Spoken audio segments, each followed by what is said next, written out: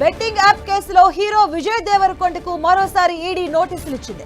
August 11న హాజరు కావాలంటూ నటుడు విజయ్ దేవరకొండకు ఆదేశాలు జారీ చేసింది.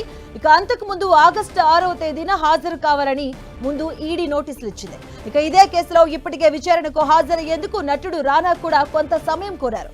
బెట్టింగ్ యాప్ కేసులో సెలబ్రిటీలు సమయం కోరుతూ ఉండడంతో విజయ్ దేవరకొండకు కూడా తేదీ మార్చి నోటీసులు ఇచ్చింది ఈడీ. ఇదే అంశానికి సంబంధించిన పూర్తి అప్డేట్స్ మా కరెస్పాండెంట్ సునీల్ అందిస్తారు. సునీల్, బెట్టింగ్ యాప్ కేసులో మరొకసారి ఎన్ఫోర్స్మెంట్ అధికారులు నటుడు విజయ్ దేవరకొండకు నోటీసులు సర్వ్ చేశారు. ఇప్పటికే బెట్టింగ్ యాప్ కేసులో చాలా మంది సినీ సెలబ్రిటీలకు ఈడీ అధికారులు నోటీసులు జారీ చేశారు. ఇందులో భాగంగానే దగ్గుబాటి రానాతో పాటు ప్రకాష్ వైపు విజయ్ దేవరకొండ కూడా మంచు లక్ష్మికి ఈడీ అధికారులు నోటీసులు చేశారు. అయితే ముందస్తుగా ఉన్నటువంటి బిజీ షెడ్యూల్ వల్ల తాము విచారణకు హాజరు కాలేకపోతున్నామంటూ కూడా బెట్టింగ్ యాప్ కేసులో నిన్న అటు దగ్గుబాటి రానా సమయం కోరారు. అయితే ఆ సమయాన్ని పరిలోకి తీసుకున్నటువంటి కన్సిడర్ చేసినటువంటి ఈడీ అధికారులు ఆగస్టు 11వ తేదీన విచారణకు హాజరు కావాలంటూ కూడా అటు నటుడు రైట్, థాంక్యూ సునీల్.